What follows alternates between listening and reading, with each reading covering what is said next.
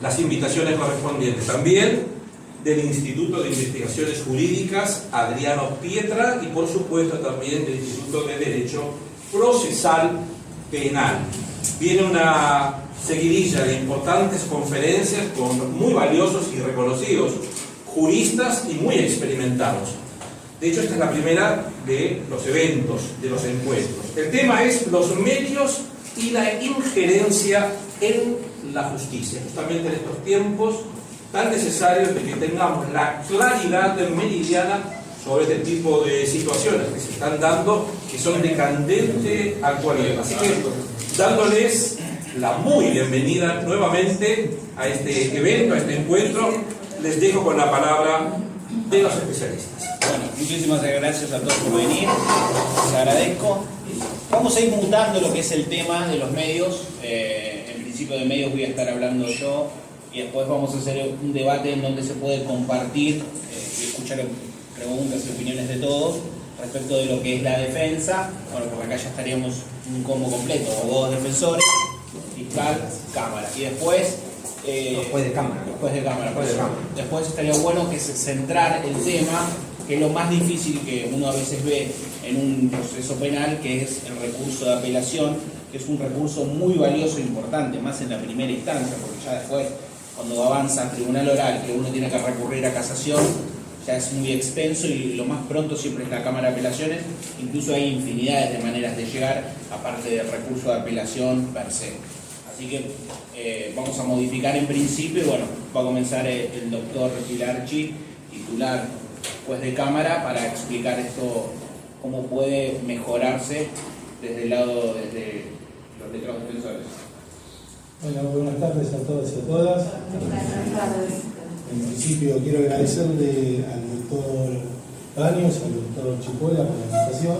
La verdad es un honor estar con ustedes acá.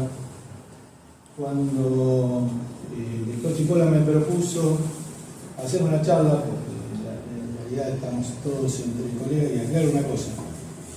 Hoy actualmente soy juez de cámara, pero ejercí la profesión durante muchísimos años, casi 15 años, así que estuve del otro lado del mostrador, y me parece que este tipo de conversatorios, que es la idea, por lo menos la que yo tengo cuando hablo con colegas en derecho, es hacerlo un ida y vuelta para ver cuáles son las expectativas que ustedes tienen de lo que yo pueda transmitir, si es que puedo, porque si no puedo, porque no las sé todas, estamos siempre permanentemente estudiando, y yo de ahí también absorbo inquietudes que me sirven a mí, porque precisamente cuando nosotros resolvemos alguna cuestión y vamos terminando jurisprudencia, uno dice, bueno, la jurisprudencia son los fallos repetidos de los jueces, pero en realidad el que genera la jurisprudencia es el abogado particular, que trae nuevas ideas, sobre todo el abogado particular, no tanto el defensor oficial, por la vorágine de trabajo que tiene, actúa muchas veces con mucha premura, entonces no hace planteos novedosos, pero los particulares sí, porque obviamente tienen el sustento económico atrás, que es lo que nos generaba a nosotros tener que a veces esforzarnos más y hacer presentaciones que uno cree que son productivas para obtener un resultado, pero que en definitiva a veces nos juegan en contra, y yo voy a explicar por qué. Sirve para mostrarle al cliente el empeño que ponemos en el trabajo, que eso es lo que transmito cuando vienen recursos de 50, 60 hojas, y el empleado que la está leyendo mira todo lo que escribió, y sí, pero lo tiene que hacer porque está velando por los intereses de su cliente. Entonces, cuando nos sentamos a hablar con Alejandro respecto de qué podía aportar yo, si es que puedo aportar algo, me dice, ¿por qué no traes el tema de las vías recursivas? Es un tema bastante complicado en la provincia de Buenos Aires, cómo está redactado el Código Procesal Penal. Porque no es lineal. Tenemos un montón de variables por las cuales yo puedo llegar a la Cámara y obtener una revisión de una sentencia adversa. Ustedes tengan en cuenta que voy a hacer la siguiente exposición. Planteo el problema y después, si quieren, yo no tengo problema, me preguntan lo que quieran. Ustedes saben que el código nuestro, de la 11922, data de 1998. Es un código que en todo lo que es el libro cuarto, donde está regulado el Instituto de Impugnación en todos los recursos,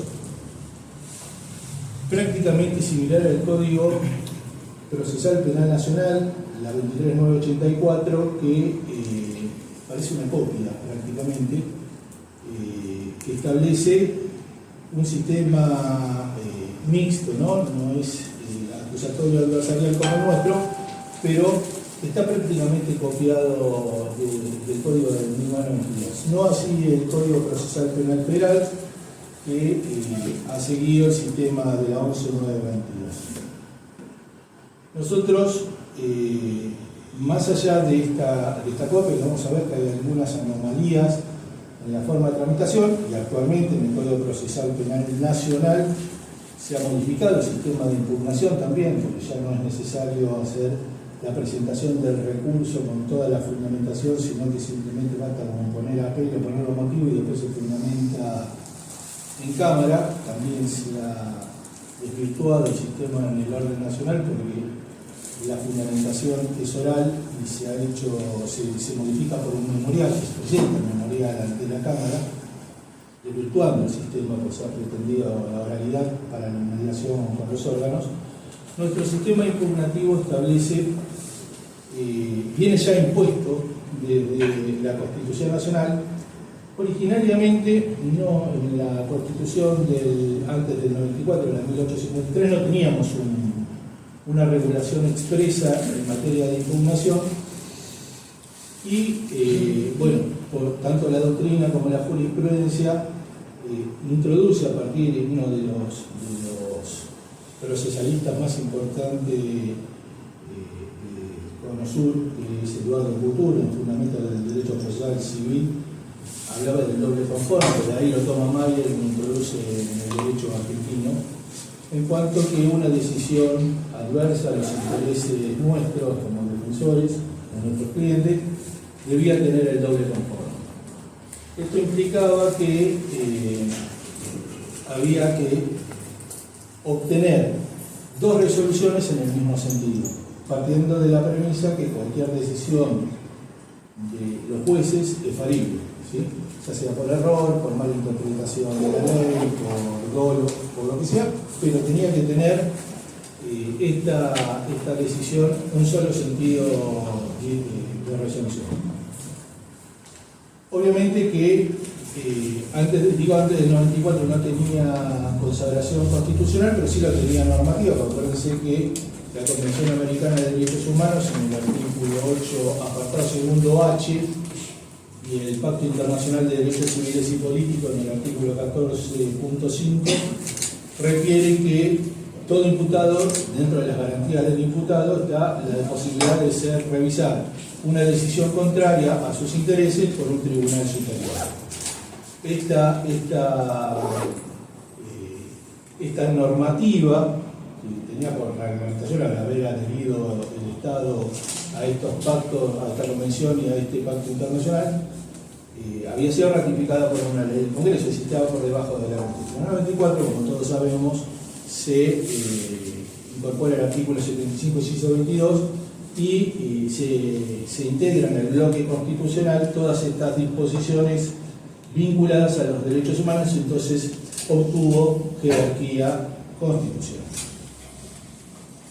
Este es el esquema normativo constitucional que brinda garantía del proceso, el debido proceso legal, es decir, la revisión por un tribunal superior de una decisión de un juez de primera instancia. Obviamente que el Código Procesal, la 192 y todas las modificaciones que se fueron dando a lo largo del tiempo, hizo que nos encontremos con un esquema impugnativo bastante complejo, sobre todo para los abogados, porque a veces nos encontramos con el problema que presentan recursos que no son los idóneos o los adecuados, que tienen que ir respecto a la resolución que se está impugnando. Ustedes dirán, pero ¿cómo puede suceder esto? Y sucede porque tenemos intervención de las cámaras o como competencia por el artículo 21 en toda la investigación penal preparatoria. Es decir, intervenimos en los actos hasta el requerimiento de elevación a juicio, la revisión del requerimiento de elevación a juicio admitida por el juez de garantías. Luego también intervenimos en la etapa intermedia, es decir, en la etapa intermedia desde que se cita juicio hasta que se inicia el debate. Ustedes dirán, ¿cuándo? Por ejemplo, en los supuestos del 361. Creo que el 361 Nación o el 341, no me acuerdo bien, igual por están en los dos. Es un sobreseimiento antes cuando no es necesario la realización del debate. Entonces, esa decisión es impugnable a la Cámara. Y todas las medidas de coerción también en la etapa de debate. Intervenimos en la etapa de ejecución, en todas las decisiones de los jueces de ejecución. Intervenimos en las causas de menores, en la investigación penal preparatoria según la ley juvenil, y en la etapa de revisión de sentencias durante los juicios correccionales, criminales y de menores. Correccionales y de menores. Fíjense todo este problema que se nos presenta de vías recursivas y con las limitaciones propias que nos establece el propio código. ¿Por qué digo limitaciones propias que nos establece nuestro código? Que tenemos que hacer conjugar y que tenemos que plantear como formas de obligar al tribunal para que ingrese al tratamiento de la cuestión, de no limitarnos a un análisis literal del contenido de las normas del Código Procesal, sino que tenemos que hacerlo conjugar con las convenciones y la Constitución. La regla que establece el artículo 421, que es el que refiere a qué resoluciones se pueden impugnar, el Código establece en forma expresa solamente aquellas resoluciones que están expresamente previstas para ser impugnables. Es un principio de especificidad en cuanto a la vía recursiva. Si esto quedase así, digamos, bueno, solamente el legislador podrá decir, bueno, se puede impugnar de tal manera. Por ejemplo, la prisión preventiva nos dice que solamente puede ir por vía de recurso de apelación. No hay otro recurso. Si yo quisiese interponer un recurso de casación contra la decisión adoptada por la Cámara, sería formalmente inadmisible. Sin embargo, este artículo 421 nos da una cláusula de apertura a esta regla general, que es generarse un gravamen irreparable.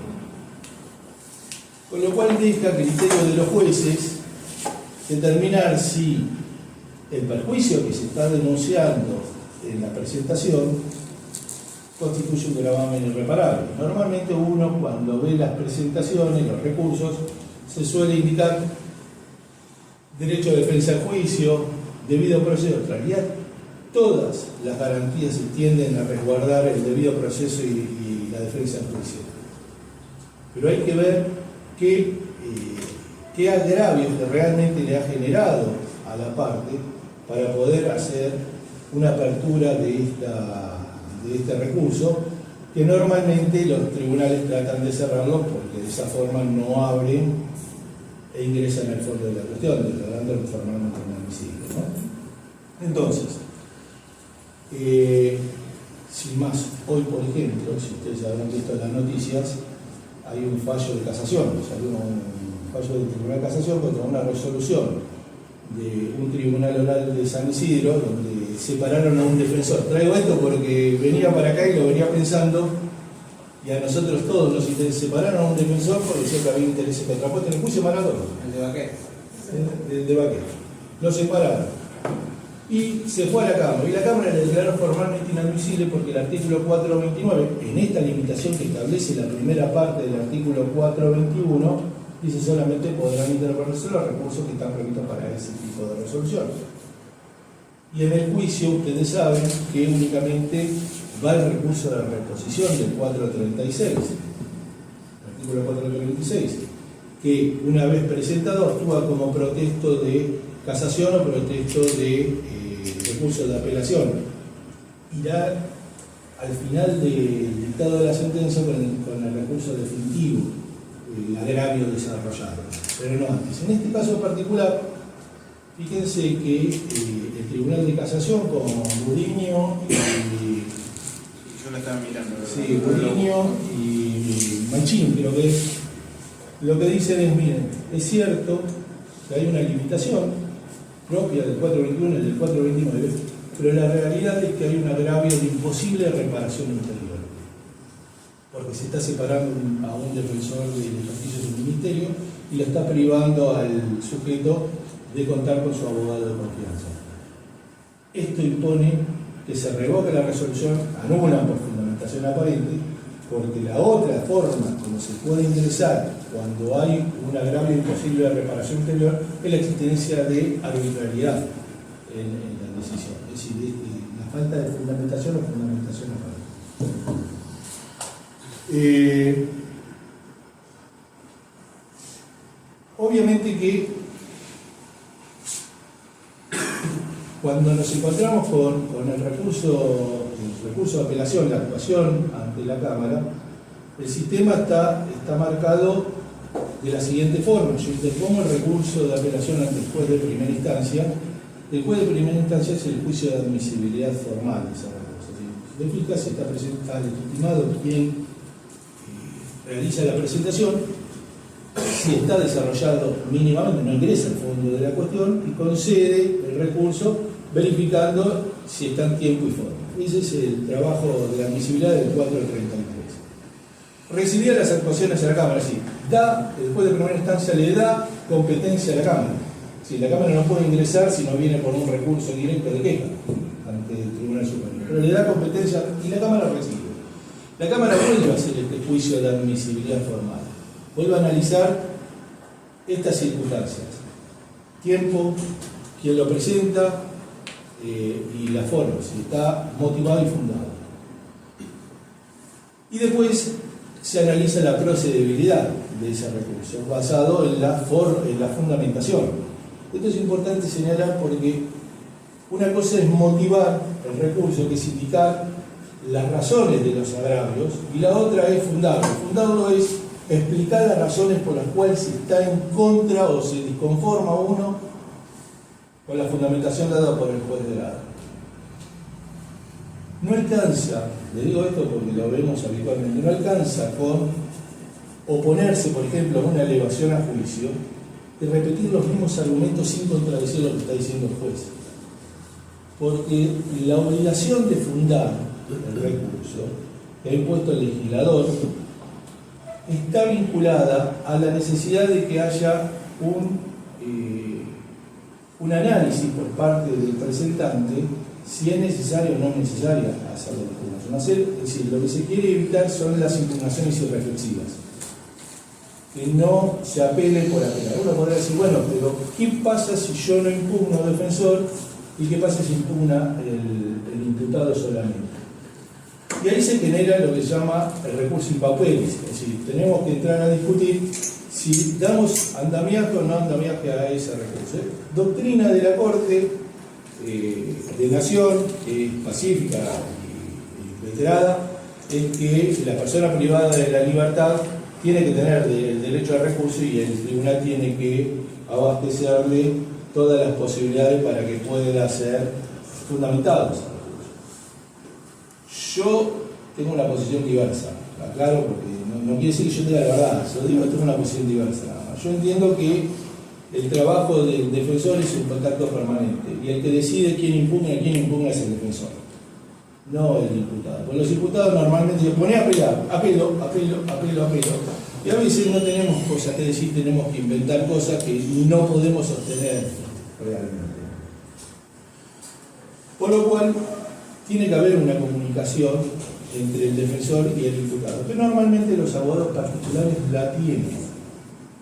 El problema es que los defensores oficiales no la tienen, porque no los van a ver, porque no se los traen, porque concurre un familiar a verlo. Esa es la diferencia entre tener un abogado particular y un abogado defensor, ¿no? Uno va en remis y el otro va en colectivo. Pues seguramente llegarán al mismo puerto, pero uno va más cómodo. Entonces, esa comunicación indispensable que tiene que haber hace que, si el imputado impugnó y el defensor no lo hizo, sabiendo que el plazo común, ¿no?, que se computa desde la última notificación, supongamos notificamos primero al imputado, después al defensor, por el defensor, ahí a la inversa. Es el defensor el que tiene que dirigir el proceso, no el imputado. Entonces, nosotros no hacemos lugar a ninguna, salvo el caso de las excarcelaciones. En el caso de las excarcelaciones, el apelo solo del imputado nosotros lo abrimos, porque sabemos que es lo único que quiere, la libertad, la contracautela. Entonces no hay mucho para el disciplinante. Pero en una prisión preventiva, donde se cuestiona la autoría o se cuestiona la existencia del hecho o alguna otra causal, sí necesariamente necesitamos que haya una contradicción. Bien.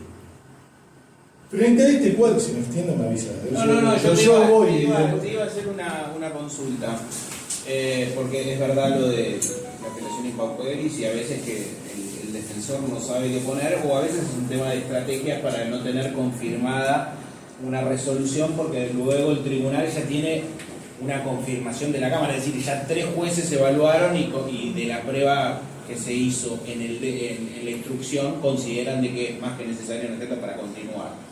Por eso a veces uno no apela o trata de llegar al tribunal rápido sin que la Cámara de Apelaciones llegue, o a veces que hay cosas que son inapelables que después a veces cambian en los juicios. Porque una cosa es cuando se toman las declaraciones en sede fiscal, que a veces no participamos los abogados, y después esas mismas personas llegan al juicio oral y la realidad es totalmente diferente en algunos casos. Porque capaz que a la persona en un incidente no se le preguntó cuánto tomó en la fiscalía. El fiscal no le va a preguntar si se tomó 5 litros de alcohol o no tomó nada. Va a tomar la declaración o no el fiscal, sino a veces en sede policial, donde tratan de evitar estas circunstancias y bueno, la Cámara no lo sabe. A lo que le llega al juez camarista es el crudo y bueno, ya con eso es más que suficiente. Por eso a veces no apelamos y es lo complicado cuando las cámaras nos obligan por la voluntad de nuestros asistidos de cuestiones que son inapelables, y ahí uno tiene que recurrir a la imaginación, pero hay ciertas cámaras en las cuales después sanciona al abogado por apelar y lo condenan en contra. No, eso es así, por eso nosotros lo que hacemos es esto. Cuando el imputado pone apelo en el momento de ser notificado, ustedes saben que tenemos 5 días para el caso de, por ejemplo, una prisión preventiva, 48 horas en el caso de una excarcelación. Si lo fundamenta dentro de los 5 días, no hay ningún problema, está fundado. Habrá cambiado el criterio del defensor, o habrá decidido impugnarlo, etc. Tema de la defensa. Si lo presenta con posterioridad, normalmente los tribunales lo que suelen hacer para cubrir la doctrina legal de la Corte es crear un plazo pretoriano. Es decir, hace renacer el plazo. Y le vuelve a correr, sí, ya estaba notificado, como puso apelo el diputado, vamos a correr un nuevo plazo y vamos a dar los nuevos plazos al defensor, para que impugne. Como diciendo, tenés que impugnar, es lo que está diciendo el doctor, tenés que impugnar. Y a veces no conviene impugnar, a veces conviene decir no, porque ponen apelo automáticamente, eso lo sabemos todos. Pero bueno, es una decisión que adoptará el defensor. Yo, la verdad que nunca sancioné a nadie, porque no está en mi ánimo sancionar al abogado, porque conozco con ese mecanismo. No sé quién habrá sido, pero bueno. Entonces, esta misma situación se nos va a plantear, ¿no?, con el tema de los juicios de flagrancia. Fíjense que en el juicio de flagrancia toda la parte impugnativa es oral. Es decir, en la misma audiencia donde se da la decisión, que tiene que ser oral, algunos jueces, no sé por qué razón, sacan del formato, con lo cual generan un vicio sustancial del proceso que lleva a una nulidad absoluta. Tiene que ser la resolución en forma oral. Y la impugnación tiene que hacerse en ese mismo momento y tiene que fundarse en ese mismo momento. La diferencia conferencia, nos vamos a encontrar entre un proceso de flagrancia y cualquier tipo de impugnación llevada a cabo, ya sea carcelación, prisión preventiva, durante la investigación penal preparatoria, como trámite ante la Cámara, es que la flagrancia nos va a permitir realizar una audiencia que va a comenzar con los motivos de agravios que desarrolló el impugnante en la flagrancia. Es decir, el defensor va a iniciar, porque es el que se está impugnando la cosa, supongamos que es un recurso de la defensa. Vista al fiscal para que conteste y última palabra en la defensa, porque siempre, por lo menos en nuestra sala, es criterio que la defensa tenga la última palabra. En ese tipo de audiencias, la limitación que establece el artículo 434, que los motivos de agravio desarrollados en el recurso limitan la materia de conocimiento del tribunal, no podemos ir más allá, salvo que sea a favor del imputado. ¿Sí? Por ejemplo, declarar una nulidad absoluta. En los procesos de flagrancia se hace mucho más elástico el desarrollo, donde se introducen algunas cuestiones que por ahí no están. Tiene que estar muy atento a los jueces diciéndole, mire, se está corriendo del eje del agravio, pero normalmente se deja que expliciten con mayor amplitud en favor de los asistidos, por esto que son audiencias multipropósitos. ¿Sí? Aunque sea una audiencia de finalización, dejamos que desarrollen toda su extensión.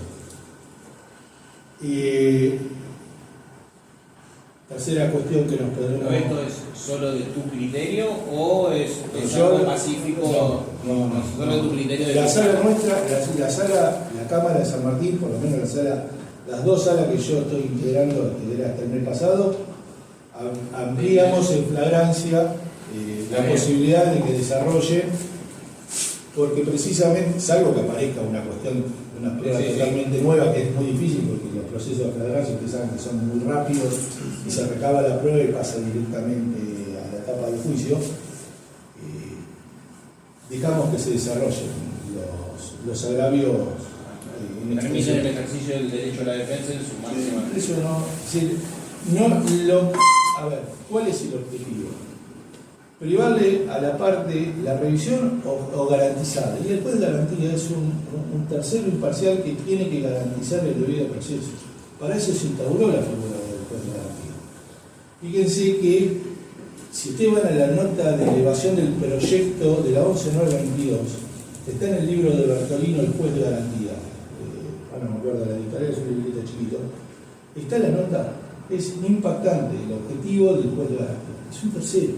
No tiene que ir ni a favor ni en contra, hay que garantizar. Me tienen que traer y yo tengo que sentarme sin saber de qué se trata el tema. Pero lo lees antes y algo tengo que saber para por lo menos ordenar la audiencia.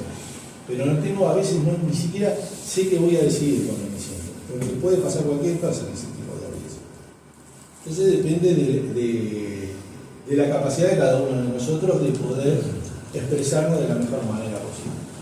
Cuando dije los recursos tienen que estar fundados, ¿sí?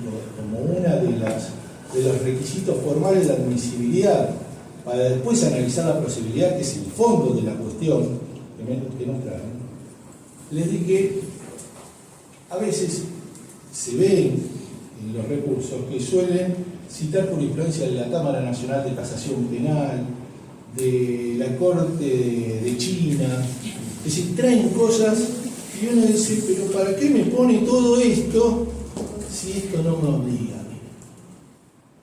Como diciendo, bueno, yo quiero justificar lo que estoy diciendo, quiero darle más fuerza a mis argumentos porque acá hay un fallo que me está... No busquen los del mismo tribunal.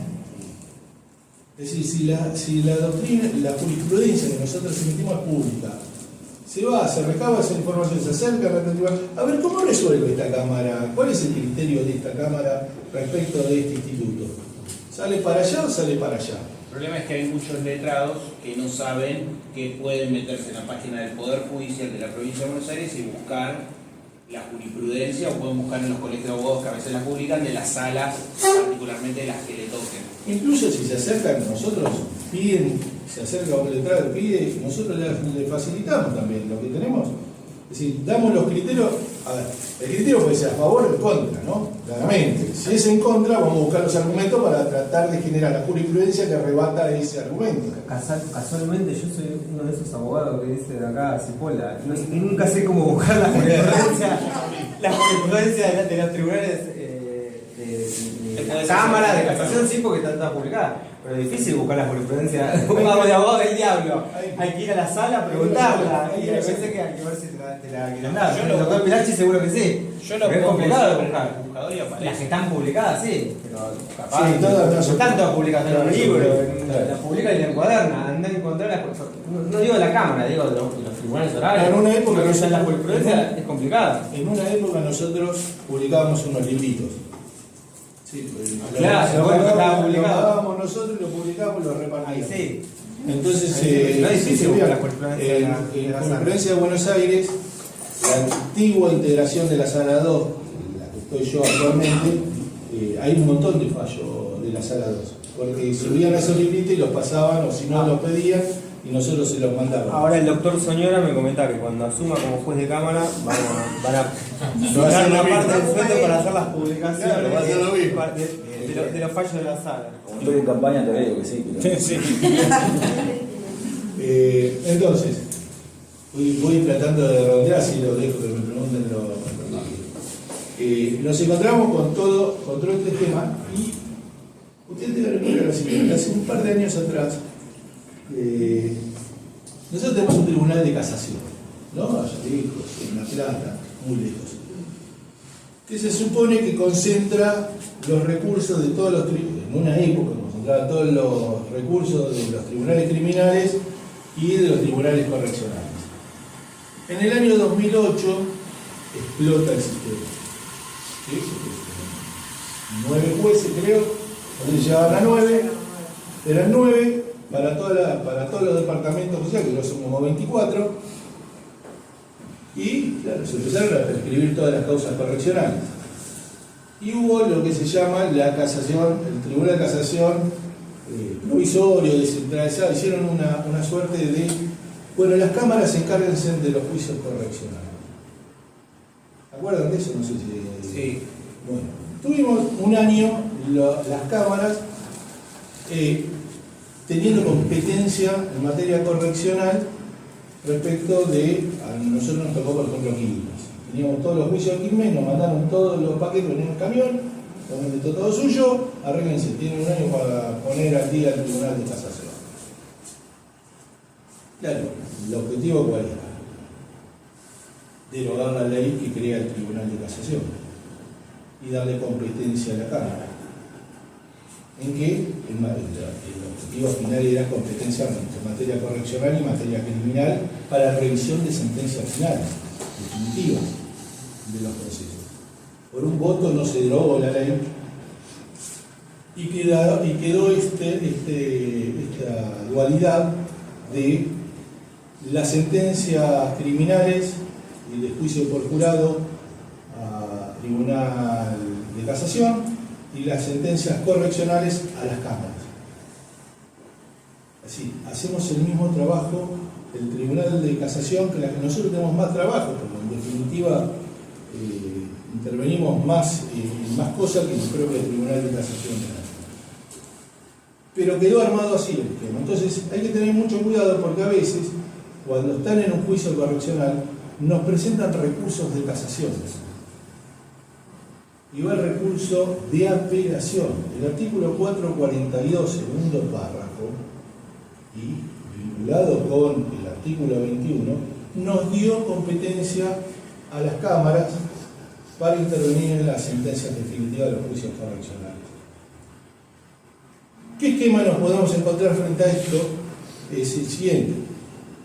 Que repite casación, el mismo sistema que ocurre en casación. Juez correccional absuelve, Cámara revoca, Sala de la Cámara revoca. ¿Qué recurso tengo que interponer? Frente a... No. interponemos recurso extraordinario, iría contra nuestra sentencia, pero por el fallo, al no haber un doble conforme, a partir de Carrascosa, después apareció Delgado, últimamente Juárez el año pasado, tiene que ir a la otra sala de la Cámara para la revisión, una revisión amplia por la potencialidad del recurso, la amplitud del recurso, porque se trata de un recurso extraordinario. Lo mismo pasa con la Cámara, ¿sí? Lo que se creó lo que se llama el recurso horizontal, que no está en el Código de Procedimiento. La Nación también lo adoptó. También lo adoptó. Entonces, recién ahí se puede ir a la Corte. Puede pasar dos cosas. Que la Cámara que recibe el recurso extraordinario lo trate directamente, yo ya lo estoy haciendo para no esperar un dispendio jurisdiccional. Hago el juicio de admisibilidad como recurso horizontal, se lo mando a la sala a otros jueces, porque no pueden intervenir los jueces no pueden intervenir los jueces que intervinieron en la sentencia de revisión, que intervinieron en la IPP, lo dice el mismo 442. Y una vez que dictamos la sentencia de Cámara, tienen que intervenir otros jueces de la misma Cámara o de otros departamentos judiciales, jueces de una sola sala. A partir de la decisión de la Cámara, de la segunda sala, nos queda expedito el recurso extraordinario de la Corte con las limitaciones propias que tiene el 479 del siguiente del Código Procesal. Y ahí la consulta es cómo nos encontramos ante a veces estos grises y que Casación sí termina resolviendo los recursos como si fuese un tercero concorde, como pasó hace poquito con el fallo en el cual se permitió la suspensión de juicio de prueba que se había negado tanto en primera instancia y había confirmado la Cámara de Apelaciones, y Casación resolvió de que se debía otorgar y cuando ellos no deberían haber sido competentes. Ahí tenemos un problema, ¿sí? Porque ellos entran en lo que quieren. Sí, con el argumento de agravar en imposible de reparación ulterior, yo tengo la potestad de decir esto lo abro o esto no lo hago. Si bien el 450, nosotros, fíjense lo siguiente, contesto esto, a ver si puede quedar claro. Antes de la reforma Carrascosa, cuando uno interponía un recurso, en Nación estoy hablando, ¿no? En el Código Procesal Penal de la Nación, la 23984, el 448 creo que es, y siguiente, uno tenía que hacer malabarismo como defensor para poder ingresar a la Casación Nacional, porque les decía, nosotros somos un recurso extraordinario. Venía Dios, la corte de ellos y después el resto de los mercados. Entonces teníamos que andar haciendo malabares. ¿Y cómo entrábamos? Si cuestiones de hecho no trataban. Ese era el argumento que utilizaba. Nosotros somos un tribunal de derecho, nada más, Casación Nacional. Entonces entrábamos por la ilogicidad del razonamiento de manera indirecta, tratando de demostrar que había arbitrariedad. El juicio de ilogicidad que se evidenciaba en la sentencia, la atacábamos por esa forma para generar y decir, acá hay un error improcedente o un error injudicante. Y de esa forma entrábamos. Sin decir que estábamos cuestionando los hechos, sí, lo hacíamos de manera tangencial. Cuando aparece Carrascosa y aparece todos estos fallos, 10, Delgado decía que no necesitaba doble conforme, pero cuando empiezan a aparecer Carrascosa, no sé qué más, Casal, etc., se modifica que ustedes dicen, no, señor, ustedes son un tribunal que tiene que analizar los hechos. Y las cámaras, en los juicios correccionales analizan los hechos. El problema se nos presenta en los juicios abreviados. Porque, ¿qué se hace? A ver, no hay que ser muy inteligente para darse cuenta de que yo soy el defensor, me voy a asegurar un techo. Hago el abreviado, me aseguro, hasta acá y de acá para arriba nos vamos. Y después voy y lo impugno, y voy por todo el después. Ahora, el problema está Que está recurriendo a lo que uno mismo firmó. claro, en teoría de los actos propios. Sí. Si yo acepto la pena, ¿sí?, y la calificación legal y la modalidad de la pena, no hay agravio atendible, porque rige la teoría de los actos propios. Ahora, si yo cuestiono planteo una nulidad que no planteé en el abreviado, porque estoy sometido, estoy cerrándolo, tiene que ser un argumento y yo puedo decir después, pero lo vio ahora, lo advierto ahora. Entonces abro la instancia generando una situación nueva. Tenemos que buscarle el mecanismo para poder entrar. Pero bueno, eso es el cuadro con el que nos encontramos ahorita. Y una consulta que sucede mucho, que es el tema de la votación, y a veces uno o muchos letrados lo hacen con la mera discrepancia nada más de lo que dice el juez y no fundamentando de otra manera, es decir, tratando de encontrar otras en qué uno analiza, ¿no es cierto?, cuando interpone el recurso de apelación, más allá de que uno se trata de alejar de lo que dice el juez. A ver, nosotros sabemos que el agravio está vinculado con el disenso, con lo decidido con el juez. Tiene que estar circunscrito a eso y tiene que haber un perjuicio concreto. Tengan en cuenta lo siguiente, a ver, si puedo explicarme mejor. En el código Joffre, la 3589, nosotros teníamos, por ejemplo, lo que era el recurso de nulidad. ¿Sí? Ese recurso de nulidad no existe en el Código Procesal Penal de la provincia de Buenos Aires. Está implícito dentro del de apelación. Con lo cual, los planteos que yo puedo hacer, que no estén vinculados directamente con lo que decidió el juez, lo puedo hacer en el recurso de apelación. Lo que yo, como juez de cámara, tengo que hacer es garantizarle que la resolución que voy a adoptar tenga el doble conforme mínimamente. ¿Cómo acepto el doble conforme?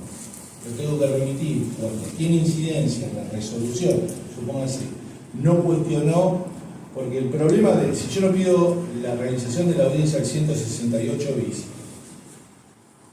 yo tengo el requerimiento fiscal y después resuelve con el requerimiento fiscal de conversión de detención preventiva a prisión preventiva.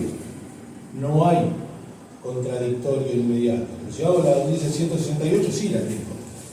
Voy a discutirle al fiscal por qué me quiere dictar la prisión preventiva. Entonces, cuando me dicta la prisión preventiva, yo no sé lo que está pensando el juez que va a resolver en ese momento, se está viendo, y si yo todavía no planteo un incidente de nulidad del allanamiento, por ejemplo, porque se lograron garantías constitucionales. No lo hice. No tuve tiempo, entré 3 días antes de que se dicte la resolución. Y lo planteo en el recurso de apelación. 2 posibilidades. O resuelvo directamente porque las nulidades absolutas pueden ser declaradas por cualquier estado ligado del proceso, o se la mando al juez de primera instancia para que sustancie la nulidad para asegurarle el doble conforme. Si le va bien, se soluciona el problema; si le va mal, tiene la posibilidad de revisión anterior. Me parece que la forma más justa de resolver, de garantizarle al justiciable su derecho a defensa, es devolviendo la instancia de grado, para que se sustancie, porque el fiscal también paga. ¿Sí? Después podemos discutir si el fiscal puede o no puede impugnar una decisión, pero eso está ya sellado por la doctrina y la jurisprudencia en cuanto a que sí tiene facultades. Está previsto en el Código de Operaciones. Acuérdense que las garantías de las convenciones que citamos, del Pacto Internacional de Derechos Civiles y Políticos, el 14, y la Convención Americana de Derechos Humanos en el 8, refieren al imputado solamente. Entonces dicen, no, bueno, pero el fiscal no tiene facultad de impugnación. Sí lo tiene, porque el 31, vinculado con el 28 de la Convención Americana de Derechos Humanos, dice que no hay derechos absolutos. Y el Estado puede regular la forma como se va a enjuiciar una persona y le puede dar esa facultad a una parte, que es precisamente la gente fiscal. Cuando no quiso que impugne, lo dijo expresamente. Saben que en el juicio por jurado la declaración de no culpabilidad impide al fiscal poder impugnar la sentencia. Y eso está vinculado a que el fiscal es el representante de la sociedad. Y en el juicio por jurado es la sociedad la que dice, este señor no es culpable. Entonces, las reglas del mandato, el mandatario no puede ir por arriba de lo que establece el mandato. Entonces, queda limitado. Sí, podemos plantearlo, pero el tema es si tiene atingencia o no tiene atingencia para atacar la resolución. ¿No querés hacer alguna acusación? ¿Quieren a ustedes antes? Ya que tenemos a todas las partes, tenemos cámara, juez de garantía, acá el doctor Castro. A ver, nada. Presentalo a Gaby, Carlos. El doctor Castro fue garantía, lo conoce todo el mundo. Es conocido, es el que se mete preso.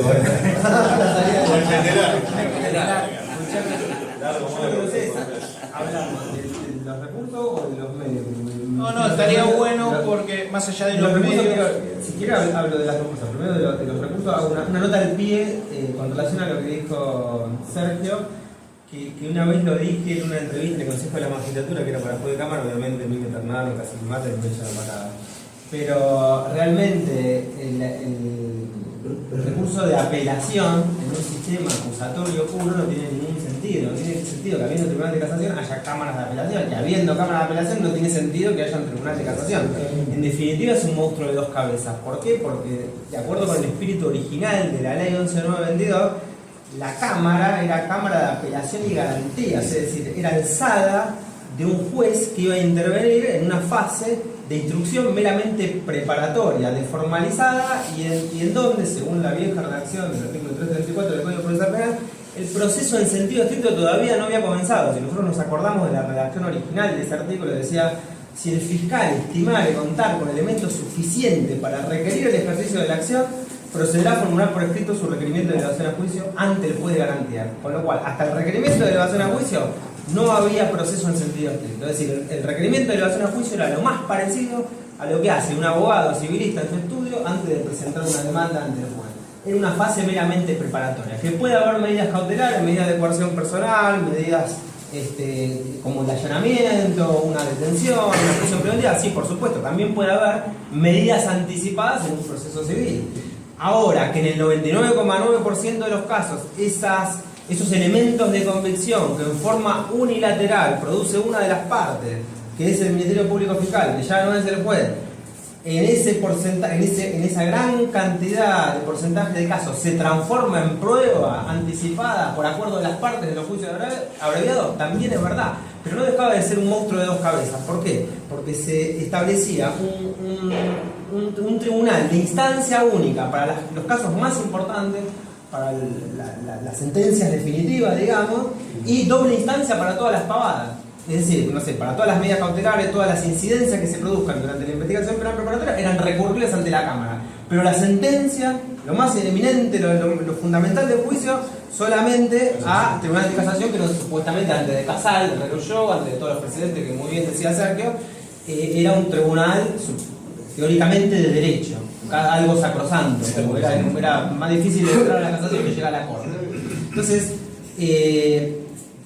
se fueron dando cuenta, pero la Cámara que hemos creado, los tribunales, que son los jueces más preparados, con más antecedentes, los que más cobran, entre comillas, porque los sueldos, pero bueno, para hacer doble instancia de las nimiedades y dejar única instancia para las cosas importantes. Entonces se les fue extendiendo competencia, ¿no? Que recurran, se les fue extendiendo sucesivamente competencia en las incidencias hasta llegar nada más y nada menos que, como dijo el doctor Pilarchi, a ser alzada para las sentencias definitivas de los juicios correccionales. Es decir, un verdadero monstruo de dos cabezas. Única instancia para un homicidio, para una prisión perpetua, para un delito muy importante, y para todas las demás cosas una suerte de doble instancia. Con lo cual, o tendría que desaparecer el Tribunal de Casación, o tendría que desaparecer la Cámara, o tendría que convertir la Cámara en Tribunal de Casación. ¿Por qué? Porque el juicio oral y público va de la mano con la única instancia. El tema es el Pacto San José de Costa Rica. Sí, por favor. El tema que no es solamente para los juicios de mayores, para los de menores es exactamente igual. Exactamente igual. Con el agravante que en menores se deciden cosas que a veces uno dice que dijeron acá, ¿no? Es más grave todavía. Y lo más cómico es esto: cuando se cierran los recursos, sobre todo en menores, ¿no?, van al Tribunal de Casación, y el Tribunal de Casación, contra sentencia definitiva, cree que es superior jerárquico nuestro, y no lo es. En materia de sentencias definitivas no son tribunales superiores nuestros. En correccional no lo son, y en menores de correccional tampoco lo son, porque nosotros pasa a la otra sala o a la Corte. Claro. Entonces no nos pueden direccionar el proceso, y han tratado de direccionarnos los procesos. Es decir, hay un enjambre de competencia de tal envergadura que a veces Uno dice, pobre el abogado cuando no está muy avisado, que no sabe qué recurso poner, y a veces ponen recurso de casación y recurso de apelación juntos. Si meten los dos. Es muy difícil. Para un observador, para el que está acostumbrado y está dentro y litiga, capaz es una cosa que nos parece natural, pero realmente para un observador extraño que entra a Argentina, y por ejemplo, no sé, dice, cruzando General Paz tenemos la justicia de falta, la justicia contravencional de la Ciudad Autónoma de Buenos Aires, la justicia nacional, la justicia federal, y cruzando General Paz, la justicia correccional, que la alzada de una decisión de un juez correccional va al tribunal, a la Cámara de Apelación, que la alzada contra la decisión de un tribunal oral va a la Corte, 23 jurisdicciones, más el código de la ciudad, más el código federal, estamos para el límite de los códigos de procedimiento del país, es un berenjenal imposible de hacer ahora. Realmente. A medida que va hablando el doctor, voy acordando cosas que me parece que pueden ser interesantes para remarcar, y ya termino así. No, por favor, no. Yo cuando vengo a dar una charla con colegas no preparo nada, empiezo a hablar de lo que va saliendo y fluye las cosas. Yo les dije que había cosas que habíamos copiado del Código de Nación, del Código Procesal Penal de la Nación. Por ejemplo, el Instituto de la Adhesión. El Instituto de la Adhesión, que tiene el Código Procesal Penal que tenía el Código Procesal de la Nación, que nosotros lo tenemos también, establecía que aquel que no había impugnado podía adherirse al recurso de otro en el término del emplazamiento. Y el término del emplazamiento era cuando llegaba la causa a la Cámara y había que ir a mantenerla, el recurso. Es decir, yo impugnaba en primera instancia, el doctor Castro estuvo en el juzgado federal. Cada vez que le llevaba el recurso, me concedía el recurso, yo iba a la Cámara y tenía que mantenerlo. Y a veces venía otro defensor. Viejo conocido. Era con el doctor viejo conocido. Muy bien. Muy bien. Entonces iba otro defensor y se adhería en el término de emplazamiento, que son 3 días. Había que mantenerlo en 3 días. Acá pusieron la adhesión en el término de impugnación. Es decir, ¿cómo yo sé cuándo lo notificaron al otro? Ahora sabemos por el tema de digital, pero antes teníamos que andar mirando en el expediente a ver si yo me había comido el recurso y lo metía. ¿Sí? Y ahí me adherían.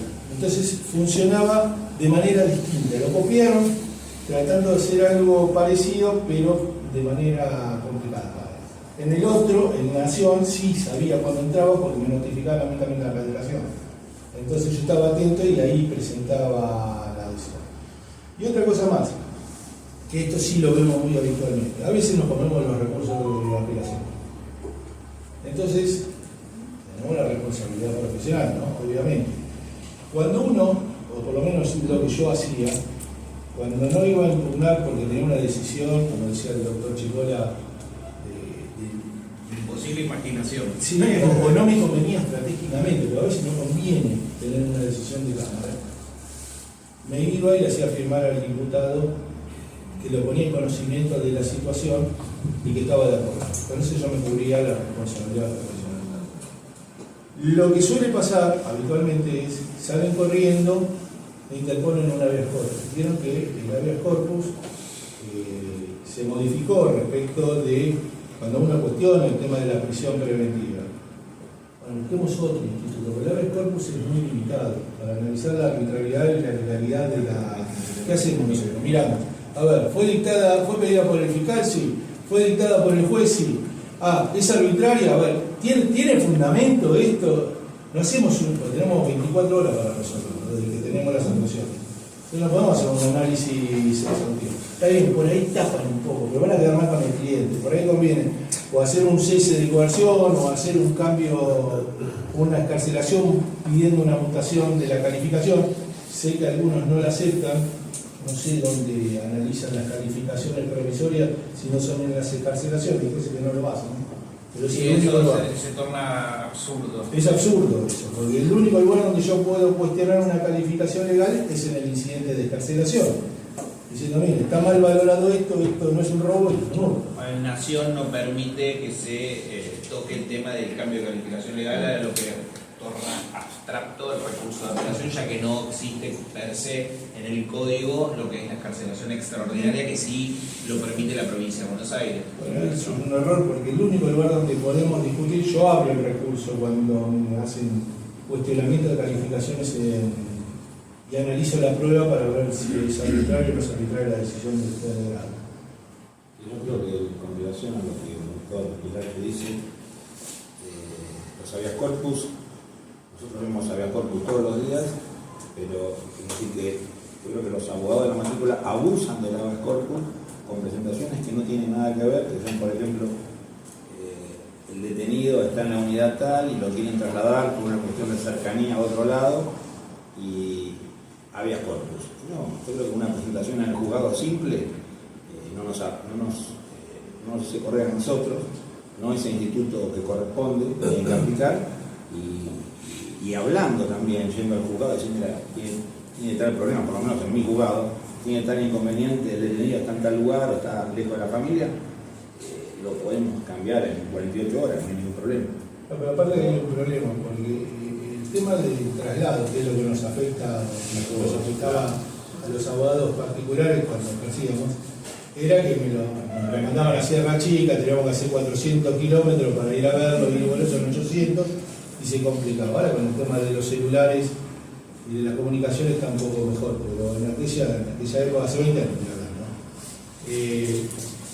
La ley de ejecución penal, la ley 12256, establece que es el servicio penitenciario el que determina el alojamiento. Con lo cual, no funciona el habeas corpus. Por ahí uno lo presenta, acá, bueno, no estaba, pero por ahí uno lo presenta porque tiene que justificar los honorarios y decirle, estoy trabajando. Entonces, en ese contexto uno lo entiende. Pero bueno, sepan que no camina eso. Pero perdón, con la reforma del habeas corpus correctivo tiene como fin impedir el agravamiento de las condiciones de detención, que te alejen de tu familia 400 kilómetros. ¿Por qué no puede ser considerado un agravamiento de las condiciones de detención? Porque es un habeas corpus correctivo, no un habeas corpus, el tradicional, digamos, por una detención ilegítima o arbitraria, sino por agravamiento. Hay que plantearlo, quizá el abogado debería plantearlo, nosotros deberíamos plantearlo como habeas corpus, yo lo planteo así, pero habeas corpus correctivo. No, está bien, pero el tema del traslado y alojamiento depende del servicio. Ya lo sé, pero bueno, hay un derecho al arraigo, a la familia, al contacto. Yo estoy totalmente de acuerdo con vos, por eso te estoy diciendo, es viajar kilómetros, y para nosotros también, ¿no? Sí, pero también, pero poner que es un derecho a la familia, al contacto más. En principio se los ubica dentro del departamento judicial donde están. Nosotros para el 48 los tenemos. A veces te los trasladan y el objetivo es pedirle al juez que interceda, que pida. El habeas corpus no va a caminar porque te van a decir, mire, ese lugar que hay no hay culpa. Claro. No, ya sé, pero como presentación, habeas corpus correctivo, Lo que pasa es que es una cuestión creo que cuadra. Sí, de saturación del sistema penitenciario y de la comisaría, por supuesto. 55.000 detenidos. Entonces, si vos vivís en Moreno y pretendés que en la unidad de Merlo, con la cantidad de detenidos que hay, estén todos ahí, no. No, de hecho pasan 6 meses en comisaría y los presentás porque si esto no puede estar así, no camina. La realidad es que no hay tampoco, yo lo he explicado en varias oportunidades, me parece que no hay que culpar a veces al Poder Judicial de ciertos errores que son productos de la misma provincia de Buenos Aires. Que no haya penal, los jueces, la Cámara, para los abogados también es tedioso que nuestro cliente se queje, pero el juez tampoco quiere andar escuchando y librando oficios como loco, pidiéndole al servicio penitenciario que no les atienda el teléfono, diciéndole no teníamos luz, no teníamos esto. No es que, entiendo que los jueces de garantía no están complacidos tampoco de tener al preso a 500 kilómetros y todos los días escuchar algo diferente, pero lamentablemente también están coartados, o yo lo entiendo desde la profesión, por esta circunstancia, ¿no es cierto? Porque le planteas al doctor Castro, mi cliente me lo trasladaron a Sierra Chica, por favor, le tenés que dar un abanico de unidades, y todas esas unidades no tienen, y capaz que no le avisaron nada y lo mandaron a Bahía Blanca, y le dicen, doctor, está en Bahía Blanca, y te concedió al lugar el aeropuerto. Normalmente cuando... Digo que no está mal presentado el habeas corpus, eso no, el habeas corpus es una herramienta, no hay resolución favorable. Normalmente no funciona. Claro, eso. El problema es de la formulación a la praxis. La teoría está bárbaro. Pero seguramente sí lo van a rechazar el habeas corpus. Por lo menos lo que nosotros hacemos. Pero podemos rechazar por este argumento que damos, pero le sugerimos que lo traiga a unidades más cercanas. ¿Entendés? Normalmente salimos por ahí. No es que te decimos no, pues. Claro, Son llega casi al dos cosas. reclamo, digamos. Claro, no, bueno. Jessica, a ver. ¿Cuál es la vía? El derecho, como decimos en la primera clase de introducción al derecho, no es hecho, no es norma, no es valor, sino que es las tres cosas al mismo tiempo. Una cosa es lo que diga la norma, la teoría, que está bárbara, y otra cosa es de la formulación a la praxis. En la praxis el derecho es lo que dicen los jueces, que son los que están acá, es lo que dice el doctor Pelarchi, lo que dice el doctor Castro, lo que dice el futuro camarista. Ahora no, porque es parte como nosotros. No, pero el fiscal juega un rol importante. No, yo sé, claro, sé. 70 millones, perdón, 70% de gente abajo de la línea de pobreza o que les pegan el paro, por lo menos un 50, según las estadísticas. 10 o 11 millones de indigentes. Entonces, obviamente que no es un problema del sistema penal o de la justicia o de los juzgados o de la fiscalía o una cámara de apelación. Es un problema, no es coyuntural, es un problema del sistema. El sistema está colapsado porque el país está colapsado. Así como no hay insumo en los hospitales, tampoco hay insumo en los juzgados y tampoco hay cárceles sanas y limpias, como dice la Constitución. Como diga, bueno, las cárceles son sanas y limpias. Otra cosa también. Mirá Berbisky. Otra cosa también es que ella hablaba de la reforma del habeas corpus. O sea, cuando se reformó el habeas corpus también estaba hasta el habeas corpus recursivo, el habeas corpus. O sea, una figura que era excepcional, que era ante privación de libertad extremadamente grave, o sea, y que la verdad que era muy importante, un camino procesal rápido y fue para un mono. Cuando hablamos de comisión habeas corpus, decir, nos ponemos todos a laburar ya porque, bueno, con esta reforma como que el habeas corpus para cualquier cosa. Entonces, claro. de hecho, Sí, se me echa fue la dictadura de decir era para eso. Entonces digo, ahora decimos acercame el imputado a la familia, que es un derecho importante y todo, pero no tal vez para una envergadura de una vida. No puede estar eso y que esté alguien en comisaría sin control jurisdiccional, el mismo remedio. O sea, una sala de la Cámara de Sí, Casación que Federal son del monos, Habeas Corpus sí, el mono y después el presidente de Berbisky se presentó el Habeas Corpus para todos los internos de toda la provincia. Igual, a ver, se pasa de un extremo al otro. Vamos a hacer mención que se da por entendido que todos sabemos que el habeas corpus no es solo para cuestiones de detenidos. Una mona era, no el mono. O de un mono como tampoco. está manifestando el doctor, ya que estábamos hablando en medios de comunicación y está siendo fuertemente criticado mi habeas corpus, por eso quiero hacer esa mención, porque si no, la mona alguien se murió. filtraría un La mona me video. parece que se murió porque la sacaron de donde estaba, del hábitat natural. Y bueno, entonces habría que denunciar al juez. No. eso lo decís vos.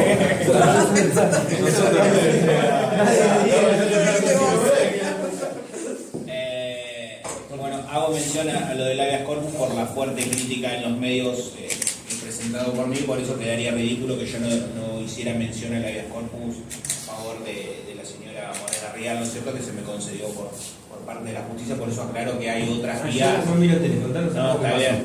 La gente vino a ver eso, la gente vino a ver Morena Rial, no vino a escuchar la reforma del habeas corpus. Porque después, cuando sale acá que estoy escuchando de habeas corpus de cosas, van a decir que yo presento por. ¿Qué pasó con la? ¿Presentaste un Habeas Corpus? ¿Qué te dijeron? Me lo dieron al lugar. Ay, ¿qué? Pensé que no hay que presentarlo. Así como Baquer hicieron lugar, a mí me hicieron lugar. ¿A Baquer hicieron lugar hoy? Ayer. Mirá vos, qué bien.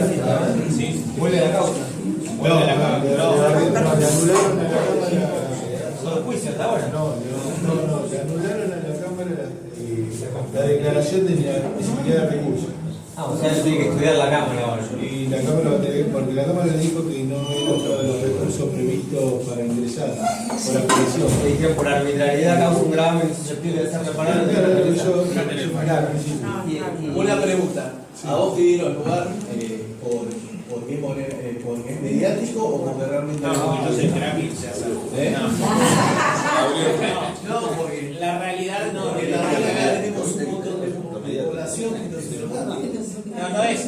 No, a mí me han hecho lugar, por eso que No es una, mediático, no es una nada. cuestión de mediático, no. Yo no hubiera hecho lugar a ese Habeas Corpus. Pero nadie sabe de qué se trata el habeas corpus. No, nadie sabe. Me están cuestionando un habeas corpus que no saben. Vos solo dijiste, nadie lo cuestionó. No, yo lo dije para que no te pare. Los habeas corpus se pueden presentar por diversas. Yo suelo presentarlos cuando puedo presumir que hay una investigación en contra de una institución. Si es una causa mediática donde todos los medios de comunicación están diciendo que va a ser detenida porque tengo información de acá, porque a veces se suele filtrar la información de la justicia. Lo que hace preventivamente presenta un habeas corpus preventivo para ver dónde están las causas que se están investigando. ¿No es cierto? Pueden haber 100. En el caso que no haya ninguna, mejor. En el caso que haya una, se presenta una exhibición ¿Dónde lo de presentan? forma. San Isidro. En San Justo, Morón. Hay una. Yo tengo un antecedente que lo tuve con el doctor Castro. Cuando Esa es culpa de los años. creo que trabajaba mucho como en la extensión de Nación. ¿viste? Lo presentaste como una extensión en Nación. No. Previo. ¿Se puede contar antecedentes que son dos hayan cosas prescrito diferentes. ya? Porque No sabía dónde tramitaba. No, había un instituto en el artículo 316 del Código Procesal Penal de la Nación, la 3984, que era la exención la exención con juez indeterminada. O sea, la presentación de una exención con juez indeterminada. Era un renglón. Lo sacaron, no está ahora, no está más, como se modificó por todo lo que es medidas cautelares y contracautelares, se aplica el Código Procesal Penal Federal, no está más, pero estaba. Ese tipo de exención era cuando yo suponía, no era un habeas corpus, porque el habeas corpus lo único que me va a decir es si hay orden de detención o privación de la libertad. No me tienen que informar si hay una causa entrada. Es un error que cometen los habeas corpus los jueces que informan eso, porque están alertando que hay una causa entrada, están abortando una causa. A veces pone, una de las salas de la Cámara que integro pone, está haciendo, no hay orden de detención ni ninguna medida restrictiva de la libertad, pero sí está esta causa, esta causa, esta causa, esta causa. Ya el defensor va, se presenta y la. esa es la finalidad. La exención con juez indeterminado obliga al juez a recabar las causas que hay. Es buenísimo. Entonces, ¿te acordás que la hice una vez? Yo la hice. Vos estabas en todo. Eso para todo.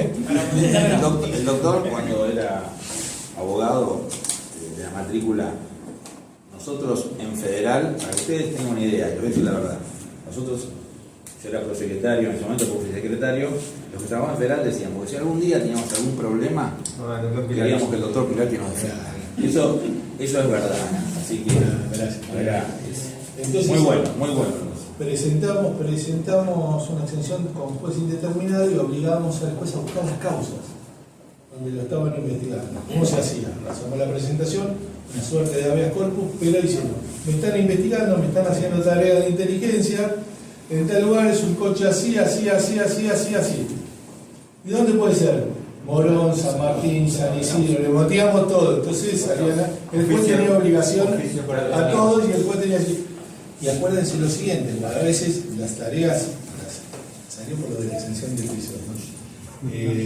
Las tareas investigativas no dicen Sergio Pilarchi, dice el de pelo blanco rubio, que vive en tal lugar.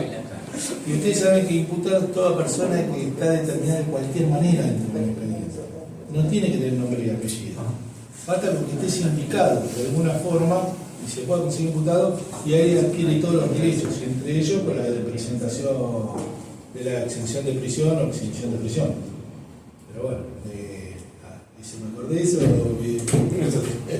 qué lío que hicimos. Igual el uso de habeas corpus, como dijo el doctor, es un poco lo que decías vos, como usar la palabra habeas corpus para eso, le quita como el origen y la esencia a lo que es de la creación del habeas corpus, ¿no? De un proceso dictatorial como pasado, digo, una herramienta en otro sentido, ¿no? Igual a veces presentan, vos ves que presentan habeas corpus, el otro día me presentó un habeas corpus, un letrado, se lo resolví.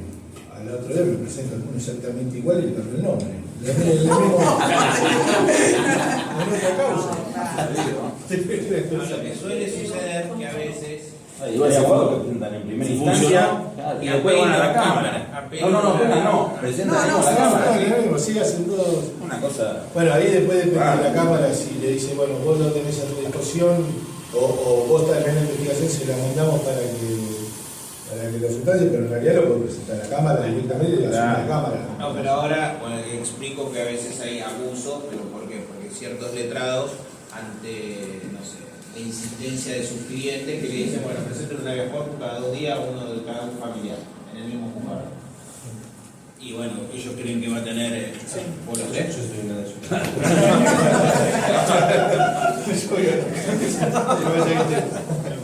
No, bueno, ahora aprovechando, porque también aparte del sistema recursivo era el tema de los medios de comunicación, me parece que un poco conectamos.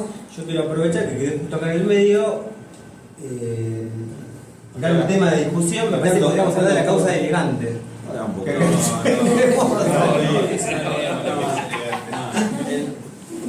Yo creo que es interesante acá el distinguido letrado habló de las causas que son mediáticas, y yo digo, para que todos hablemos al respecto, qué tan importante es en una causa mediática la participación del abogado en los medios periodísticos, en la investigación con el fiscal, y los medios periodísticos cuando se decide sobre cuestiones que salen en los medios y a veces informan mal, dicen las cosas mal, entonces el juez actúa de una manera y la gente no está de acuerdo porque la información no es la correcta. No refleja la experiencia. Exactamente. Claro, es clave, me parece. Es interesante como para poder tratarlo entre todos.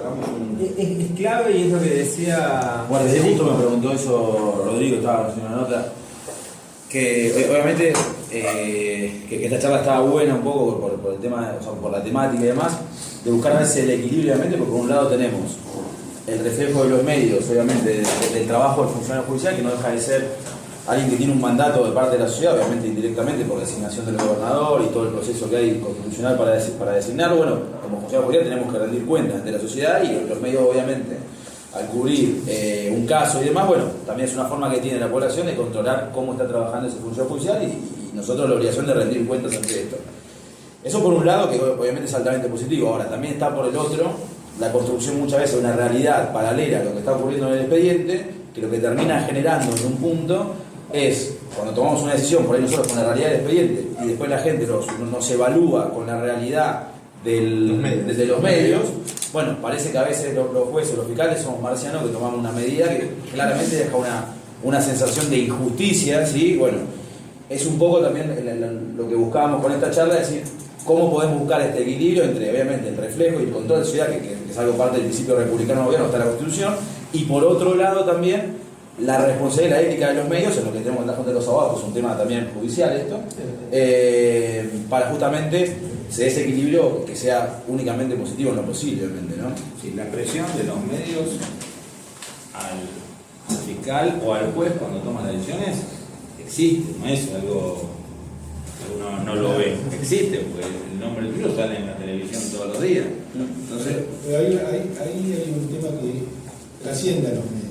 Los medios es el medio, el conector, claro, que es el conector de determinados intereses económicos y financieros que están atrás, que bajan línea de actuación. Forma la opinión, pero tiene no intereses económicos. Claro, el problema que trasciende es esto: cuando la decisión que adoptamos en un expediente es acorde al interés del poder dominante O indiferente, no pasa nada. Claro, no pasa nada, está todo bien, se hizo justicia. Ahora, cuando la decisión es contraria, hoy tenemos un problema serio, es decir, ¿cuál es el leitmotiv de los medios de comunicación? La seguridad, sobre todo en la provincia de Buenos Aires. Entonces, el lugar más fácil de atacar es el juez, es el eslabón más frágil del sistema, porque el juez va a aplicar la ley de acuerdo a su entender, a su criterio. Puede equivocarse, obviamente, porque se están las cámaras y están los tribunales de allá para resolver y rectificar. Pero se parte de la base que todo lo que estamos interviniendo, operando el sistema judicial, lo hacemos a conciencia y con criterio. Si la ley dice que se tiene que carcelar, se tiene que carcelar. No podemos estar inventando lo que no está. Un tema grave es, por ejemplo, que se ve y donde estamos todos en la palestra en los medios comerciales, imagino. el tema de género es un tema muy delicado para nosotros. Porque nosotros nos jugamos la carrera. Y muchos se juegan hasta su subsistencia. Yo me voy, vuelvo a la profesión y creo que vuelvo a ganar 10 veces más. Pero hay gente que nunca estuvo en la profesión. Entonces está agarrado de su trabajo, ama su trabajo. Y por ahí una decisión que adoptó que no buscó, porque nosotros no tenemos la bola mágica cuando tomamos una decisión de saber si se va a salir a matar o no va a salir a matar. Entonces estamos Es tal cual así como lo decís, Sergio, es muy correcto y me parece que es el punto central de la cuestión, que metiste el dedo en la llaga, porque la realidad de la provincia de Buenos Aires y el problema de lo que mal se llaman problemas de inseguridad, en el fondo, no son un problema de inseguridad, no son una crisis coyuntural o un problema puntual, sino es una crisis estructural. Estamos hablando de 10 millones de indigentes, de un 50 o 70% de la gente abajo de la línea de pobreza y de prácticamente, según las estadísticas del Ministerio Público Fiscal de la provincia del año 2023, estoy hablando porque la del 2024 todavía no estaban publicadas hace unos meses, estamos hablando de cerca de 3.000 homicidios dolosos e imprudentes consumados y tentados por año. Si a eso le sumamos el resto de las provincias del país, estamos cerca de los 3.000 homicidios. Es mentira que hay 2.000 homicidios o menos de 2.000 homicidios por año. Hay cerca de 3.000 homicidios dolosos e imprudentes por año. Con lo cual, si uno quiere sacar cuenta, hagan el análisis, fíjense cuántas personas murieron en una guerra contra una potencia de la OTAN, en el año 1982, que hace poquito se cumplió el aniversario. Ahí murieron 700 personas, la mitad de los cuales en un acto de crimen de guerra, que fue el hundimiento del Belgrano, con lo cual en combate en las islas murieron cerca de 350 soldados. Están muriendo 10 veces más de personas al año, en un momento en donde supuestamente no estamos en guerra, con lo cual esto nos muestra que en realidad sí lo estamos en una guerra invisible que no se ve, pero que deja muertos de todas formas, con lo cual no se le puede echar la culpa de esa guerra invisible, de esa crisis estructural que está viviendo nuestro país, al Poder Judicial. Insisto, que es parte del resto del país. Igualmente, hay una realidad que es incontrastable, que es, estamos, como dice el doctor, en una suerte de guerra, ¿no? Fíjense que está la discusión, ¿no? O por lo menos cuando yo venía a la casa un rato, estaba escuchando a un periodista que estaba pidiendo de la cabeza a un juez. Estaba pidiendo, pero a viva voz. De garantía, no sé quién. De Cava, no sé quién era. Le estaba pidiendo a la cabeza, tiene que renunciar, porque este señor tendría que haber estado preso, porque tiene 2 salidas anteriores en un mes. A ver, ¿podemos equivocarnos? Sí, podemos equivocarnos, porque precisamente, como arrancamos la charla, era la vía recursiva de la falibilidad de somos humanos y nos equivocamos. Podemos tener criterios muy elásticos, también lo podemos tener. Ahora, la puja que se plantea acá, o es claramente seguridad versus garantías. Sí, ustedes fíjense que toda la parte legislativa, con la modificación de la reincidencia del artículo 50, volvimos a alguna reincidencia ficta. Desapareció la reincidencia real. Esto que hubiese cumplido total o parcialmente pena, ¿sí?, para poder ser considerado reincidente, que establecía el 50, desapareció. Hoy una condena de ejecución condicional del artículo 26, yo lo tengo condenado, lo puedo declarar reincidente, si no pasó el término del 50. Y el artículo 14, que priva en un montón de situaciones donde la Cámara Nacional de Casación Penal en la sala de feria declaró la inconstitucionalidad, ahora el acuerdo plenario 18 que hicieron, 18, 16, no me acuerdo cuál fue, volvieron para atrás. Entonces, esto que están diciendo los medios, permanentemente exhortando a que tenemos que ser duros, dejar a todos presos. Los abogados también. Pero perdón, no es solamente los medios. Quiero decir que, o sea, hace 3 semanas tuvimos al gobierno nacional denunciando a una jueza maravillosa de Ciudad Autónoma de Buenos Aires, dando un fallo maravilloso de la libertad de manifestantes. Y la denunció el gobierno nacional. Un acoso padeció. Karina Andrade, compañera nuestra de un PAS, porque da clase de procesal penal con nosotros. Un fallo maravilloso. El tema es el gobierno nacional denunciando Jessica. Jessica, el problema grave que tenemos es este. La dogmática va por un lado. La dogmática va por Claro, un pero lado. digo, no es solo las Y la medios. realidad El es que gobierno mete presión también, digo. Pero es que, Jessy, vos sos la vicedirectora. No, porque no te reconozco. Pero por favor, vení. No, yo me quedo acá. Vamos a poco, No, porque. pero yo me quedo de acá. No, aceptá.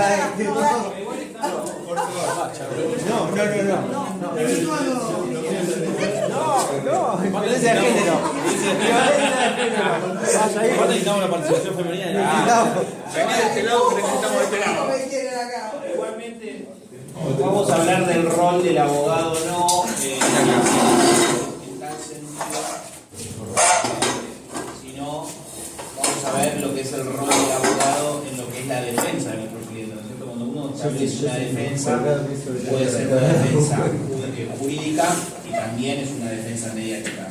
En el caso de que sea, ¿por qué?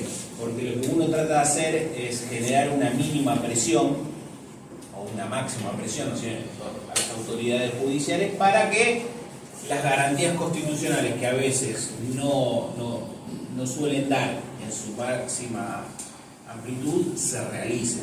Es decir, cuando uno, por eso a veces el tema de la mala información de los medios es porque son los interlocutores quienes van brindando la información.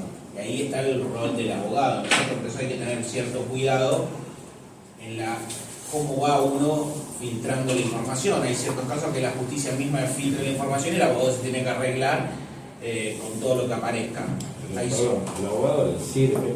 Sí, le sirve la Sirve presión. mucho No, la presión que ejerce. El Sí, no, por eso porque Ah. uno lo que hace es demonizar a la justicia, cuando a veces capaz que no es la falla de la justicia. El punto, Gaby, es que las reglas en el juicio mediático no son las mismas, no se trata con la rigurosidad que se tiene que tratar la prueba en un verdadero proceso penal. Entonces, en el juego mediático, vos lo sabés mejor que todo, acá, pero Alejandro, en el juego mediático uno vale todo. Pero hoy en día Valen golpes bajos, valen trucos sucios, hoy en vale día cualquier cosa. La justicia también está ejerciendo el rol que antes el abogado, porque si uno observa, o yo como una persona de experiencia en medios, la primera audiencia del juicio Maradona, donde el fiscal presenta la foto de Diego Maradona en esas condiciones, ¿qué es lo que generó? Un rechazo tan grande, y después ¿cuál es el siguiente paso? Que es lo que yo haría. Decir los nombres de los jueces que intervienen constantemente. ¿Por qué? Porque ninguno de los jueces que interviene va a querer tener sobre encima de su persona la libertad de los asesinos de Maradona. Porque los jueces son seres humanos, tienen sus hijos, van a charlas con los padres de los compañeritos o se sientan a tomar un café, y esto puede generar... No, igual. No, yo no lo estoy atacando porque es perfecto. Para mí estuvo muy bien, Vuelve más allá de eso. Puede ser una estrategia de un defensor. También puede ser el fiscal. También el fiscal. Los jueces tienen que abstraerse de todo eso. No, obvio, Los pero... jueces, si vos no te podés abstraer a eso, a la presión mediática, tenés que presentar la renuncia. Te tenés que ir. Es muy difícil, Sergio. No, Vos sabés que. Pero es difícil en la primera instancia. Nosotros hemos tenido causa mediática y hemos resuelto lo que creíamos que teníamos que resolver. A ver, uno piensa, dice, bueno, me van a escrachar. Me han escrachado a mí en diarios también. Pero bueno, ¿qué va a hacer? Es la función que uno tiene que cumplir. Sí, pero hoy nos encontramos ante la problemática de que los periodistas en ciertos casos también piden la cabeza de los jueces. Hoy había uno que estaba Sí, una barbaridad. No sé si no era contra esta chica. No sé si. Sí, pero eso es contra la. No, contra Andrade no es. Esa cuestión de sensibilidad, nadie quiere hacer el papel de malo. A nadie le gusta que haga el papel de malo, es la realidad. Pero bueno, son circunstancias Pero aparte, totalmente diferentes. No solo el papel de malo, Faroni habla ya de unos libros que tenía los últimos de temor judicial, que decía directamente. O sea, a ver, la opinión que generan los medios y todo también tiene que ver muchas veces con el día a día de la política. O sea, la política también se guía de eso, obviamente, pues están los votos ahí, digamos. Y después también son los políticos, en definitiva, los que terminan determinando la expulsión de un juez o el ascenso a un juez. juez también. Entonces, a veces, hasta los jueces, obviamente es algo que yo considero como que hay que ser frío y resolver lo que hay que resolver. Pero también lo que decía es son personas, si alguien está haciendo una carrera judicial y encima está en una resolución que sabe que le va a costar el ascenso o no ascenso, lo tiene que hacer igual, yo no es que digo que no. Pero les Pero es un punto a tener en cuenta también. Y también son personas, los miembros del Consejo de la Magistratura, la Comisión de Juicio Político, el Jurado de Enjuiciamiento, los que tienen que resolver, también sienten la presión mediática, lo que tienen que resolver son los jueces. Igualmente ningún juez puede ser enjuiciado en un juicio político por el contenido de sus sentencias. Es verdad, es verdad. Ahí no, está bien. Así debería ser. Así debería ser. Pero es difícil que te echen por el contenido de la sentencia. Te podrán echar por mal desempeño por tus empleados, que es lo que está hoy en boga. No por eso. A nadie le gusta estar en un juicio político. Y la presión de los medios y la actuación a veces de los abogados que meten más presión, porque tiran leña al fuego y genera. Los periodistas, salvo 2 o 3 que algo tienen conocimiento, algunos hablan como si fuesen abogados. Hablemos de la Constitución. Y de los abogados, son médicos, los periodistas, son ingenieros hidráulicos. Pero el tema es que no hay derecho a réplica en general, porque no solo los periodistas ensucian o presionan a los abogados, también muchas veces a las personas comunes le hacen mal. Bueno, pero ahí hay un problema, yo creo que el problema central que tenemos ahí, salvo Alejandro y el Chavo, que son nacidos de la televisión, tienen micrófono. El problema es que si cualquiera de nosotros tenemos algún problema, No tenemos derecho a réplica. no van a dar 5 minutos en el último minuto del programa. Y pasa desapercibido, estuvieron 3 días dándonos palo. No, es decir, y ellos se quedan con el micrófono. O por ahí hablar, tener razón. ¿Cómo hacer de tu derecho a réplica que te hagan preguntas que yo quiero ir cómodo? También, no, por No, y supuesto. además también va derecho a réplica. Hablás, por ahí tenés razón, cortaste el teléfono de lo que dijiste y ellos Ellos siguen hablando. Y también está lo que decía Giovanni Sartori en su tesis, son móviles, ¿no? Porque vos podés estar hablando y tener todas las razones, todos los argumentos, y al lado te ponen la autopsia, tipo descuartizado, entonces se te caen todos los argumentos. Que Además siempre igual, tiene una fuerza yo tremenda entiendo de que frente a la siempre se palabra. puede justificar. Siempre hay, para mí la verdad no es absoluta, es relativa. Bueno, ahí me está pinchando, ¿no? Yo Diciendo entiendo absoluta, entonces si la verdad es es que nosotros relativa, somos letrados ¿para qué juicio? defensores. Entonces perdóname, si la verdad es relativa no sos abogado. ¿Por qué? ¿Y por qué sí? construye la verdad. ¿Y por qué sí es relativo? Construye la verdad en juicio. La verdad es lo que yo digo. Entonces no sos abogado. Construye la verdad en juicio, chaval. No, ¿Y por qué? Pará, la mía. ¿sos abogado o no lo sos? Mi verdad es diferente que la de él. Sí, pero la Entonces, mía es verdad. a ver, yo digo que no estamos acá. No, pero vos ya te estás metiendo en un No hay que ámbito hablar la de... realidad.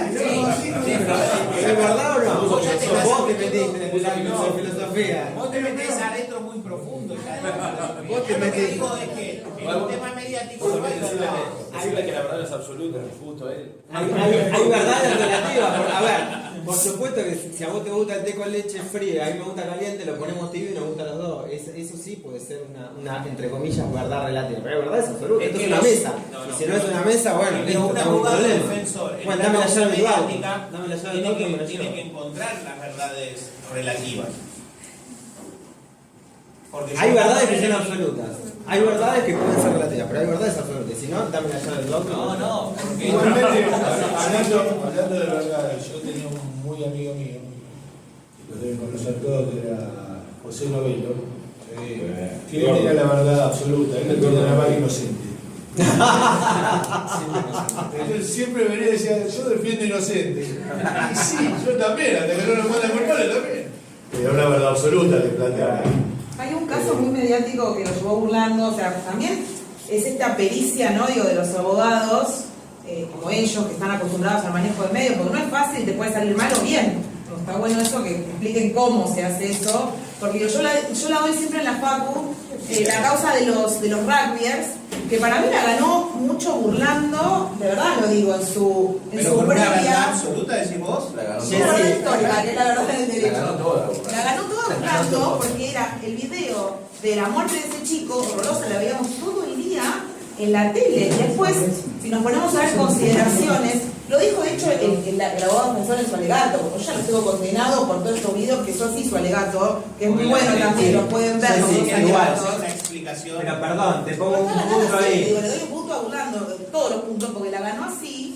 Sí. Pues si no, podía haber una omisión Pero- en línea, podía haber otra calificación. Pero más allá de eso, por eso estoy diciendo, perdón, esa sí, línea. Pero sí. bueno, la ganó así. El abogado no lo conozco, parecía, hablaba bien, técnicamente Sí, hablaba bueno, bien. pero fue un desastre, no fue indefenso. Sí, no sí, podés tener totalmente. vos a las 8 imputadas. No, eso no, me refiero Cuando a vi la- tres, la acusación no de sé, él. No sé si la ganó Fernando, que por supuesto es un trabajo excelente y es brillante y tiene No, un y buen que el natural medio para hablar son los medios. y el manejo del medio que que tiene, pero el abogado la perdió, Que no fue se enfrentó desastroso. conmigo ahí. No, pero lo dejó Ese fue indefenso. el tema. Porque Porque ¿qué la pasa? defensa cuando era una locura, cuando la única En defensa que ese, había en ese de caso, puta era la- en ese caso particular encontramos la discrepancia del manejo de los medios. ¿Entendés? Vos de un lado tenías a los rugbyers. Pero tu discrepancia es relativa. ¿Cuál hubiese sido tu estrategia? Ahora sí te gusta la discrepancia relativa. Cuando hablamos de ¿Cuál Fernando, hubiese sido tu estrategia? mi estrategia hubiese sido totalmente diferente. Ganó el rabia llorando en la tele. ¿Qué es eso, vale? Hubiese humanizado, hubiese Claro, cambiado eso, sí. absolutamente todo. Yo una vuelta le compartí el Gracias. Hubiese encontrado otras aristas para entrar y Desde la defensa, decís desde vos. la defensa para sacar esa presión. Desde el momento que los jueces estaban entrando y la gente insultando a los jueces, ya estaban condenados. Entonces, ¿qué tenemos acá? Que no hay verdades absolutas. Es todo relativo a quien lo maneje. Es decir, la verdad está en quien tenga mejor conocimiento o manejo de los medios. Bueno, entonces dame la llave de Pablo. No, Yo tuve la oportunidad de. Si la verdad es relativa, tu auto Hace unos años, dámelo. ¿se acuerdan la causa Coppola? Bueno, yo tuve la oportunidad de. Yo estuve no directamente en esa causa, sino en forma indirecta, porque a un cliente mío le habían colocado la droga, los policías le habían colocado la droga en la bota. Él decía que le habían puesto la droga en el jarrón, que era Gerbaudo, José Luis Gerbaudo. Era el pedido mío. Y lo probamos en el juicio oral. Se anuló el juicio, lo probamos. Entonces, en ese momento, claro, la de preso Coppola gritando: tengo la droga, me metieron la droga dentro del jarrón, nadie le creía. Y los policías le habían participado en un procedimiento que se había anulado, pero le habían puesto la droga. Pero no mismo. Eso generó que, bueno, terminó saliendo Coppola y me empezaron a invitar. Bueno, apareció el maestro Mauro. ¿Cómo es Mauro? No, Mauro, el otro Mauro. Mauro Vial. El maestro de. ¿quién tuvo una amistad? Apareció el maestro Mauro Vial con los programas eso y me empezaron a invitar. Claro, fui 2 veces. La verdad, sincero, fui 2 veces. Se agarraron a tortazo al lado mío. Se agarraron de los pelos las chicas. ¿Qué hago acá? Porque no, esa fue mi impulsión mediática. Quería aclararla porque yo le disparo yo escribo. Entonces trato de no salir. Samantha y la otra. Yo no estoy para ahí. Mi socio en aquel momento iba, le gustaba, era como ellos, le gustaba. Pero bueno, eso quería decir cuál fue mi. Soy reacio a Igualmente, hablar en los medios. las estrategias mediáticas, cuando hay un problema inminente, más allá de que un cliente es culpable o no, uno trata de encontrar la manera para reducir esto. Porque el castigo social a veces es más fuerte que el castigo judicial, porque la pena en cuestión es ínfima. Entonces lo que uno tiene que hacer es tratar de repeler todo esto y cambiar la imagen. Y bueno, encontramos demonios en todos lados, menos en nuestros clientes. Por eso digo que a veces hay que buscar y hay que ser ingenioso cuando hay que hablar con la televisión. Si bien es verdad... Juan, ya que está tocando la palabra demonios, ¿de qué manera interviene la cuestión presupuestaria a la hora de hacer la estrategia? Porque no es lo mismo defender a la hija de Real que era otro, o el caso de Leandro, lo miro a su señoría, disculpe simplemente porque intervino, que ante otras circunstancias donde quizás no se disponga del mismo recurso. ¿Cuál sería la mirada de alguien con la expertise que usted tiene? Pero del mismo recurso de que... ¿Cuál sería, digamos, un plan A y un plan B respecto de los recursos que uno tiene? Porque a veces te dan cierta chapa porque uno ya tiene cierto territorio. A vos decís un letrado que no tenga... El letrado que no claro, tenga. Los mediáticos son 4 o 5, de los cuales por suerte usted está presente y obviamente vaya. Para que estuvo Tenés un poco de momento de medianamente es eso de estrategias. Ahí, eso está perfecto. Digo porque empezaste con Viale, con Maestro Florian. Tenés que empezar... Apaga la cámara.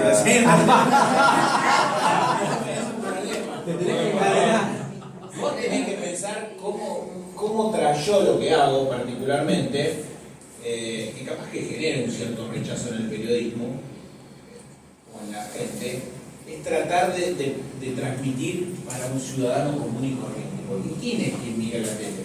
A vos no te interesa la opinión del que está haciendo un doctorado ni nada por el estilo. Ya sabes. Después tienes que ir a la gente común. ¿Y cuál es la mejor manera de llevarlo? Con ejemplos.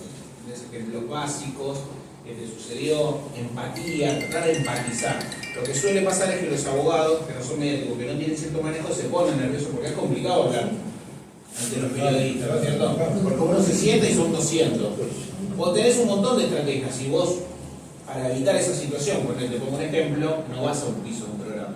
Si es una causa mediática, te quedás o Zoom, si no sabes qué responder, no escuché y cortás.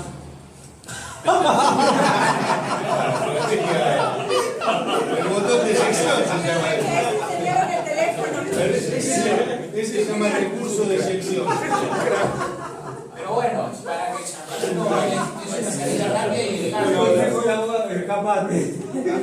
Bueno, porque a veces el problema es que la sociedad nos mete a los abogados como si fuésemos nosotros partícipes de esos delitos.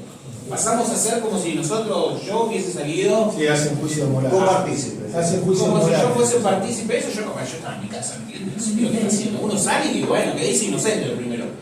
¿Entiendes? Pero más allá de eso. Bueno, yo después no estoy de acuerdo, ¿eh? Yo digo inocente si es inocente. Si no, no, yo siempre digo inocente.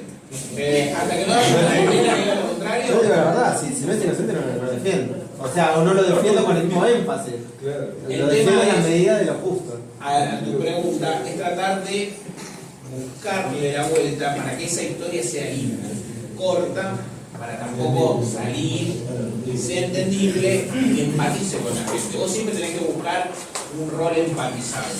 Es decir, si tu cliente era muy humilde, ¿qué decís vos? Que la sociedad está en contra de tu cliente porque él rompió el status quo. Es mentira, el cliente está loco. Muy relativista, no comparto nada. Igualmente ahí hay un problema que cuando uno se sienta frente a un periodista tiene que saber que está haciendo un juicio, le están haciendo un juicio moral a la ley. Sí, claro. Le hacen un juicio moral. ¿Cómo? Salvo casos como por ejemplo el del doctor que tiene una víctima querida, ¿no? Entonces es fácil porque uno te la querella. No quiero. Julieta, pobre. Después hablamos de los defensores que hacen un caso, por ejemplo, de una violación.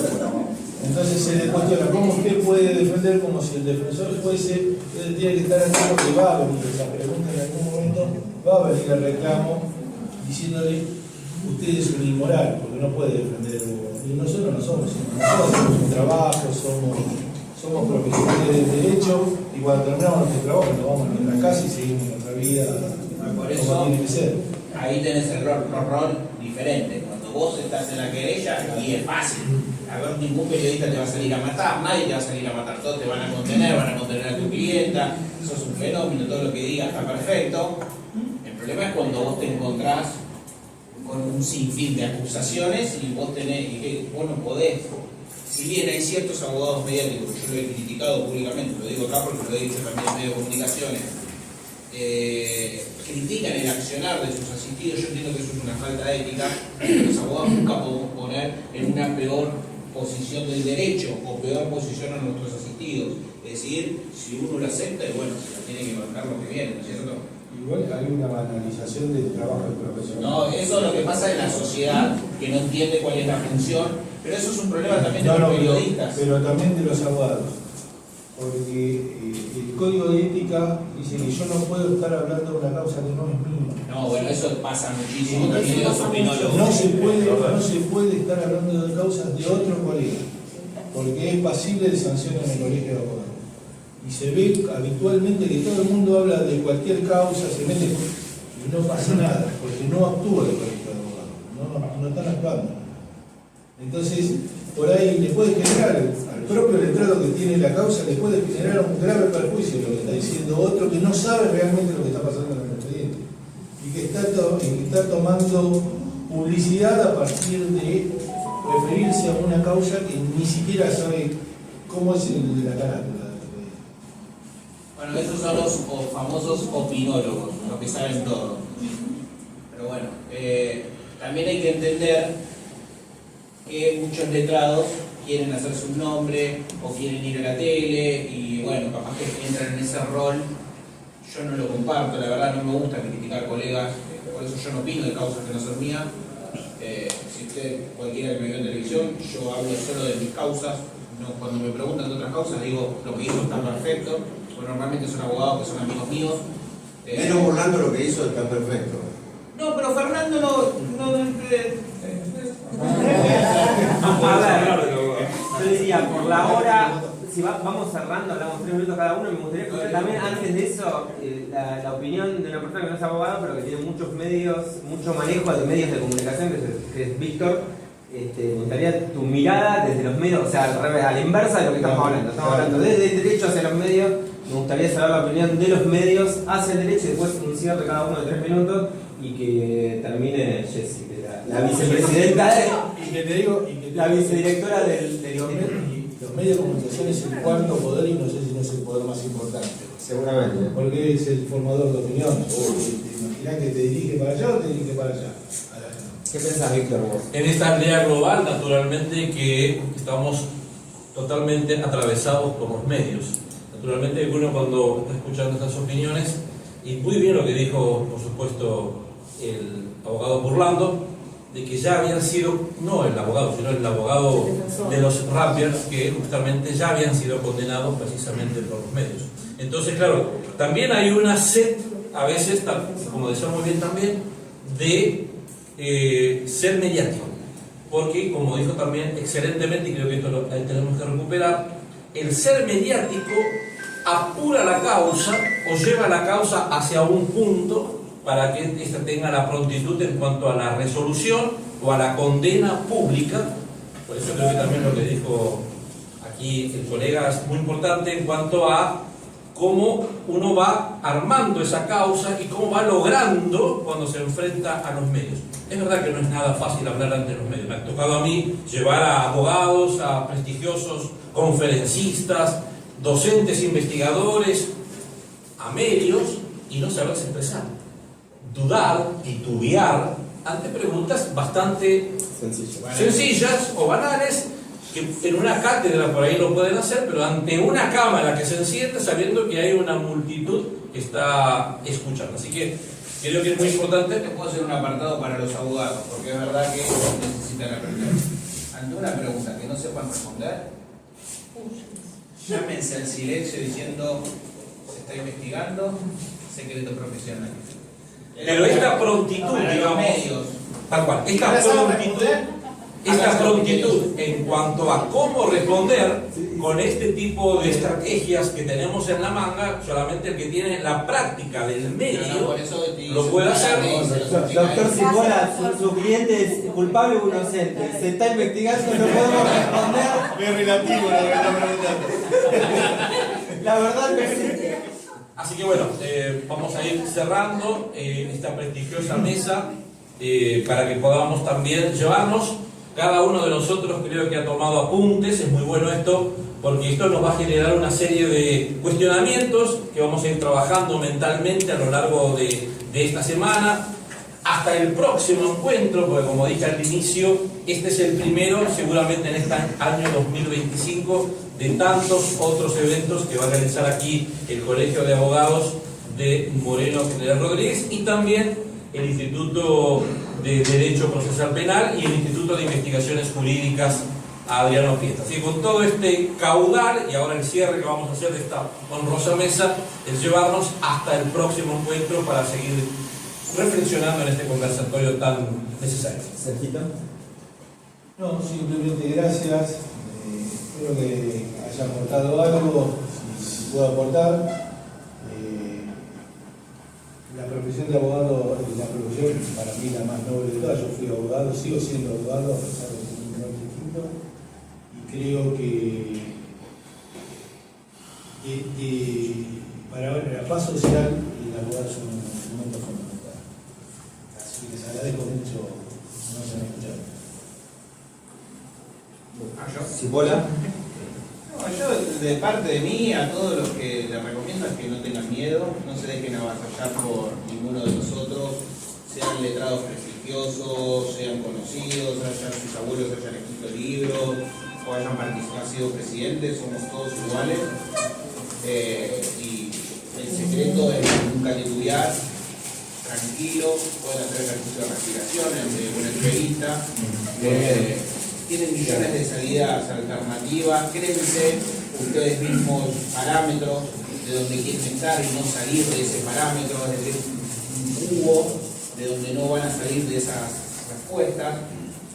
Enfoquen siempre en como un juego de ajedrez, en donde uno sepa más o menos de dónde viene. Uno ya cuando entra en una causa mediática ya sabe qué es lo que sucedió, cuál es la realidad que ustedes quieren que se vea. Y bueno, de esa realidad nunca se aparten, pero lo principal es que no se dejen avasallar por la otra parte. Más allá de que a veces uno, no es mi caso, ¿no es cierto? Pero cuando yo recién inicié, uno se encuentra capaz que con el doctor Burlando, Copierri, y capaz que uno piensa que no está en el mismo porque ellos tienen años de trayectoria en los medios de comunicación, o incluso se pueden enfrentar conmigo, que yo tengo capaz que un carácter especial y puedo llegar a contestar cualquier cosa, pero porque es mi forma. No se avasallen, ustedes están en el mismo lineamiento y lo que tienen que hacer es utilizar las herramientas que tienen. Lo que sí es que nunca se tienen que quedar callados, porque si se quedan callados después el problema de meterse en una causa mediática es que si uno sale muy mal parado, esto puede destruirle su carrera. Más allá de que después todo se olvida, pero los registros quedan. Doctora. Bueno, nada, gracias por la convocatoria. Celebro estos espacios creados porque como bien explicaba el doctor, no todos estamos formados, ¿no?, en el manejo de medios. Faltan más mujeres, pero es culpa de Cipolla que fue el que también, dijo. eso ha pasado, pero bueno, me parece que es importante eso porque como decía el doctor también en un momento, yo formo parte soy consejera de este colegio y sí recibimos, doctor, algunos expedientes de abogados que opinan de otras causas o mismos se meten en la causa. Bueno, sí lo recibimos, lo trabajamos, se tramita, se ve si se eleva al tribunal de disciplina o no. Seamos cuidadosos y respetuosos entre nosotros. Me parece muy importante lo que dijo el doctor, como me preguntan de otra causa, no sé, no es mi causa, no la conozco.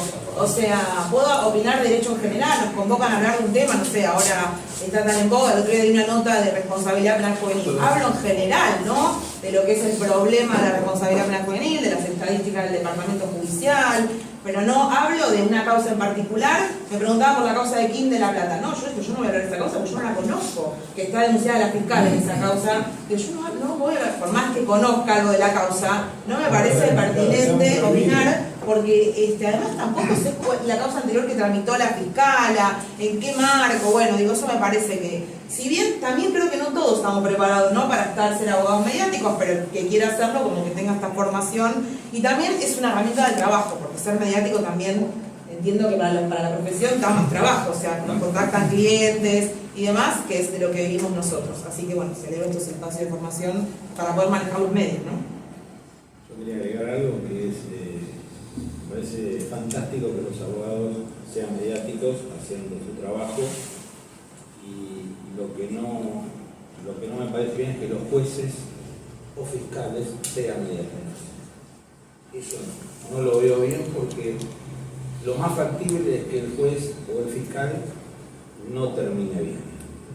Hay muchos casos que han sucedido, que de eso no hablamos, pero quieren hablar de un tema X y se van y hablan de una cosa o de otra y todo termina mal. Gaby, como ese juez que mandó a hacer el allanamiento de vuelta, porque cuando llegaron los medios, había hecho el allanamiento, llegaron los medios de comunicación y hicieron el allanamiento de vuelta. No, sí, Pero bueno, Muy conocido, juez federal, muy conocido. además los funcionarios de la justicia hablan a través de sus resoluciones, entonces la publicidad de sus actos.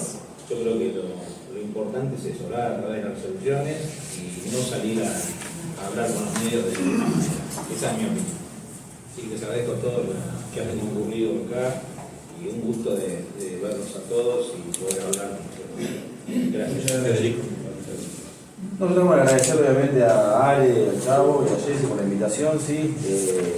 Vamos a compartir con un amigo Gaby, con el doctor Pilar, que es muy reconocido, sí. Y después, bueno, agradecerles obviamente a todos ustedes también. Y nada, me parece bien esta temática que incluso creo que en la facultad muchas veces se enseña Derecho y no se enseña tanto a litigar muchas veces. Y creo que este es un componente hoy día, creo que incluso con los medios de comunicación masivos, pero también por las redes sociales, ¿no? Creo que es algo muy importante, que creo que debería ser parte también de algo curricular directamente, sí. Así que bueno, está bueno empezar por acá por lo menos. Así que gracias y eso nada más. En 3 minutos voy a ser políticamente incorrecto. En vez de cerrar, voy a proponer el disparador para la próxima charla. Que la va a organizar Jessy. Así nos ponemos todos. Yo de medio no sé, así que... Acá tengo el libro de cabecera que sin saberlo utiliza el doctor Cipolla. Que está condensado en otra obra que se llama Arte Retórico o Retórica Heurística de Schopenhauer, pero que acá está resumido en 11 trucos sucios para persuadir, manipular y ganar discusiones.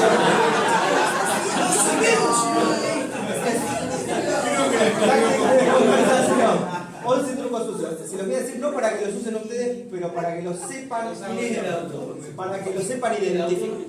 En realidad esto está basado en las 39 estratagemas de Schopenhauer. Acá están resumidos en 11, se los voy a enumerar nada más. Dejamos abierto el debate. No estoy siendo políticamente correcto. No, por eso no me apague la cámara. Pero que no la apague, porque esto es no para usarlo, sino para que estoy citando tácticas de comunicación. Esto es lo que no hay que hacer, pero hay que saber identificarlo cuando el oponente lo hace. Primero, ¿no? O sea, voy a empezar a la inversa.